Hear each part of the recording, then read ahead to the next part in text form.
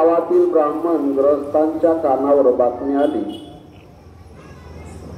की श्रमण गौतम आपल्या गावातील शेतात येऊन पोहोचले आहे.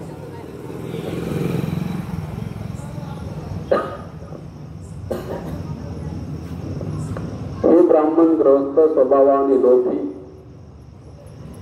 असत्य मताचे आणि अश्रद्ध होते.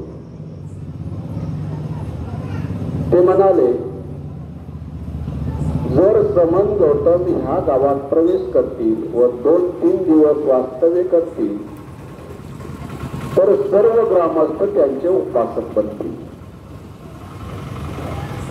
मग ब्राह्मण धर्माला आधार राहणार नाही. यासाठी त्यांच्या ग्राम प्रवेशाला प्रतिबंध केला पाहिजे.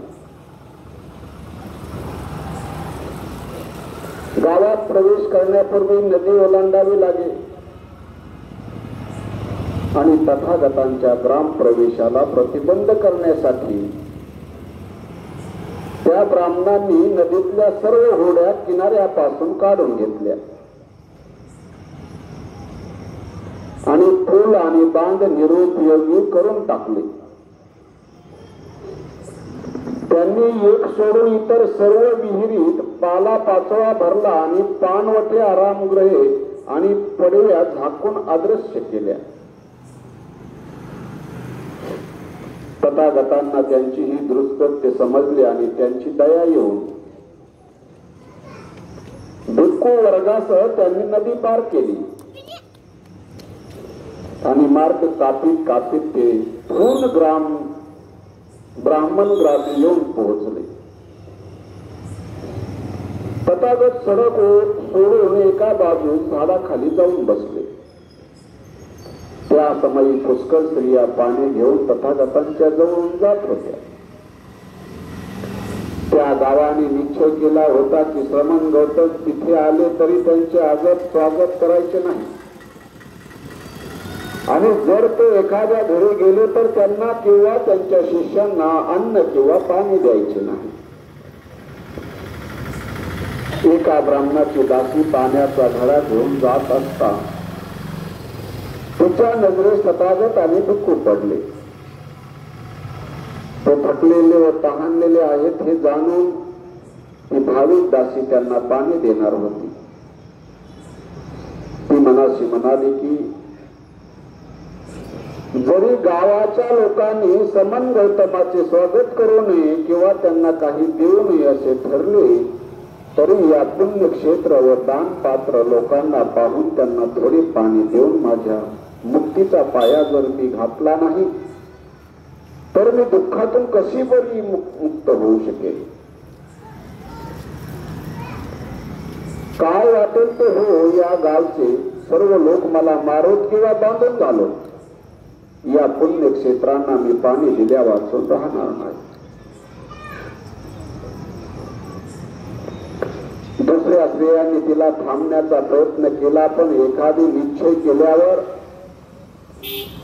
जीवाची पर्वा न करता तिने आपल्या डोक्यावरचा घडा खाली ठेवला व ती तथागतांच्या जवळ गेली आणि तिने त्यांना पाणी दिले. त्यांनी आपले हातपाय धुतले व पाणी प्राशन केले. तथागतांना तिने पाणी दिल्याची हकीकत तिच्या ब्राह्मण धन्याला समजली. तिने गावाच्या ठरावाचा भंग केला आहे आणि लोक मला दोष देत आहेत अशा विचाराने संतप्त होऊन दात ओठ खाऊन तो तिच्या अंगावर धावला आणि खाली पाडून लाथा बुक्क्यांनी त्याने तिला मारले. या मारामुळे ती मरण पावली. ध्रुव नामक एक ब्राह्मण तथागताजवळ गेला आणि त्याने त्यांना अभिवादन केले व कुशल समाचार विचारत तो त्यांच्या जवळ बसला. असे बसल्यावर ध्रुव तथागतांना म्हणाला, श्रमण गौतम, मी असे ऐकले आहे तथागत वयोवृद्ध आदरणीय ब्राह्मणांना अभिवादन करीत नाही, त्यांना उत्थापन देत नाहीत किंवा आसनही देत नाहीत. श्रमण गौतम, हे खरे आहे काय की आपण असे करता असे असेल तर ते बरे नव्हे. श्रमण गौतम जर कुणाच्या बाबतीत खरे बोलताना जर म्हटले की कुशल सिलवान माता पित्यापासून त्याचा जन्म झाला, पूर्वीच्या 7 पिढ्यापर्यंत त्याचे कुल पवित्र आणि निष्कलंक होते, त्याचा जन्म निर्दोष होता, अभ्यासू वेदमंत्र अक्षर आणि प्रभेदासह 3 वेदात तो पारंगत होता, तसेच शब्दशास्त्र इतिहासात पुरावे आणि काव्य आणि व्याकरणाचा तो ज्ञाता होता. महापुरुष लक्षणाच्या अभ्यासात कुशल व विश्वतज्ञ असा तो होता. तर श्रमण गौतम माझ्या बाबतीत हे संपूर्णपणे यथातथ्य ठरेल, कारण माझा जन्म, माझे कुशलशील इत्यादी हे सर्व आहे.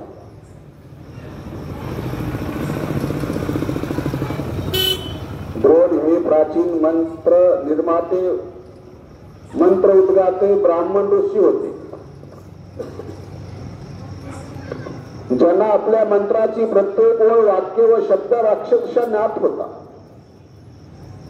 उदाहरणार्थ अठ्ठक वामदेव, विश्वामित्र, जमदग्नी, अंगिरस, भारद्वाज त्यांनी असे म्हटले आहे की ब्राह्मण 5 प्रकारचे असू शकतात. ब्रह्म सदस्य, देव सदस्य, बंधनयुक्त, बंधनभंजक व जातीभ्रष्ट. द्रोणा, या 5 पैकी तू कोणत्या प्रकारचा ब्राह्मण आहेस?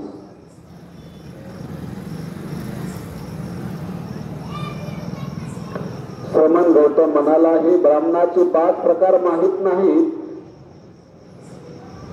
तरी पण आम्हाला माहित आहे की आम्ही ब्राह्मण आहोत. आपण आम्हाला धर्मोपदेश करावा म्हणजे मला हे 5 प्रकार समजतील. ब्राह्मण तर लक्ष देऊन ऐक, मी सांगतो. ठीक आहे, तो बोलला आणि मग तथागत सांगू लागले. द्रोण, ब्राह्मण ब्राह्मणा सदस्य केव्हा होतो?